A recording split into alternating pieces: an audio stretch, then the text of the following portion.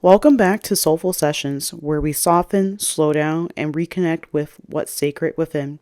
I'm your host, Jessica Clarice, and today I want to share 7 ways to connect with your feminine flow to embrace your divine energy. In a world that glorifies hustle, control, and logic, we often forget the power of softness, flow, and trust. So, in this episode, we're going to explore how you can reconnect with your feminine essence and fully step into your divine energy. So, let's get into it.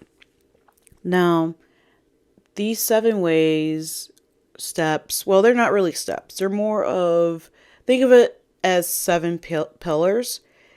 There's probably many ways to connect with your feminine essence, but these are basically like the 7 main ways that I tell people that, hey, do it this way and it can really make a difference in your life. So, the first way to connect with your feminine essence, with your divine energy, is receiving without feeling guilty. Now, have you ever struggled to accept help? Or maybe a friend offers to buy you coffee, or your partner wants to do something nice for you, and your instincts tell you to say, "No, I got it." Now, I do feel like this comes from a deep rooted belief that receiving makes us look weak or indebted. But the truth is, receiving is just as powerful as giving. And we don't know how to receive because we always think that there's a catch to it, or if we don't have something to give back, then it's bad to just take something what someone is offering. I had an experience recently where I didn't have enough money for a protein powder and a stranger asked if I needed it. Now, my old self would have panicked and refused, but instead I just said, "Yes, I would like to have it." And then he paid for it just like that.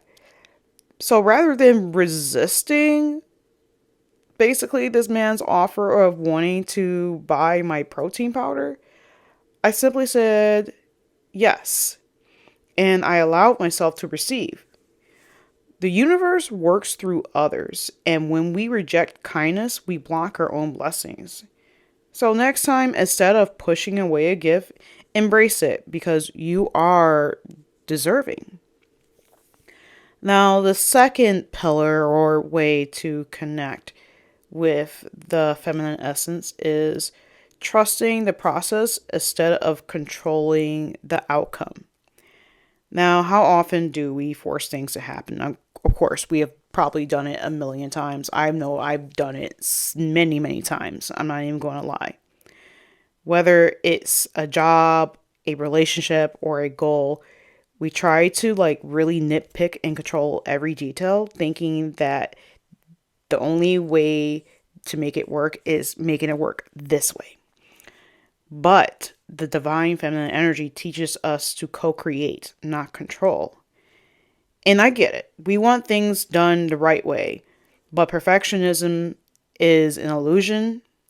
And the more we trust, the more we allow things to unfold as they're meant to be. Instead of forcing, refine your vision, put it in your effort, and then just let it go. The right opportunities will flow when you're in alignment. Now, the third pillar, is this is something that every woman has struggled, whether you're a mom or not a mom, or you working 3 jobs, 4 jobs, or just one job, is resting without feeling unproductive. Rest is not a reward, it's a necessity. Point blank, I will die on this hill. But society tells us otherwise. We glorify exhaustion, treating it like it's this weird badge of honor. Oh my God, I've worked like 20 hours straight. Oh my God, no, I worked like 45 hours straight, no sleep, just chugging Red Bull. I remember someone once praised me for working when I was sick, as if that was admirable. But let's be real, burnout is not the flex we think it is. They should have just told me, just get it off and go rest. Rest is productive. It replenishes creativity, strengthens intuition, and allows us to show up fully in our power. So if you need to take a nap, soak in a bath, or just sit in silence, do it without guilt. You are still worthy even when you are being still. Now, the fourth way is making decisions based on intuition over logic alone. Now, we struggle a lot with determining what is our intuition trying to do for us versus what the facts are trying to say to us. If you're an overthinker like me, you know the struggle of analyzing every decision to death. Now, logic has its place, but your intuition is there for a reason.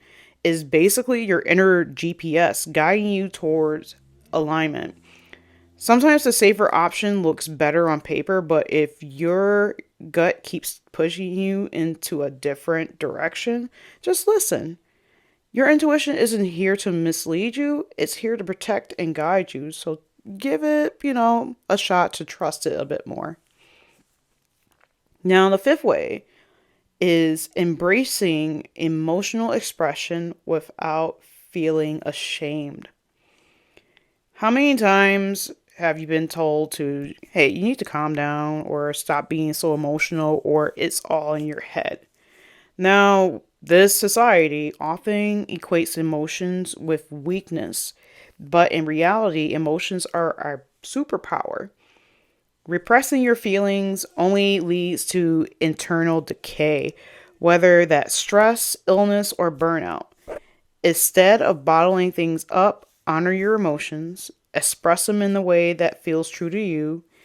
Emotional regulation isn't about suppressing, it's about understanding and releasing. Because when you start repressing your emotions, what happens is that this can potentially lead to chronic illnesses or disease.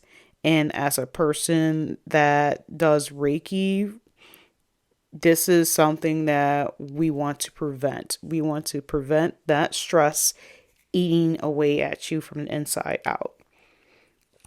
Now, the sixth way, or pillar six, slowing down instead of rushing through your life. We rush and rush and rush because we think that we're running out of time. We try to compare our journeys to others, feeling that we're always behind, the whole FOMO thing, feeling, I forgot what FOMO is. Feelings of missing out, sorry. I had a brain fart for a second. But the truth is you do have time. You are exactly where you need to be. So instead of chugging coffee and running out the door, create a morning ritual. Wake up slowly, drink tea, stretch, set your intentions. When you move with intention, life will start to move with you. And time just feels like it's just an illusion. The last way to basically connect with your divine feminine essence is pillar 7, or the seventh way, allowing things to flow instead of forcing it. Let's take a lesson from nature. Does the flower chase the bee? Hell no. The bee comes to the flower. The flower did not have to force the bee. The flower basically was simply as is, beautiful, voluptuous, depending on the flower, sensual, maybe it smelled really good, and then the bee was attracted to that flower and it came right to the flower and landed on its petals. When we force things, whether it's love, friendships, or opportunities, we create that resistance. And when that resistance comes with tears and fights, Are we truly in alignment with what we are trying to obtain? No.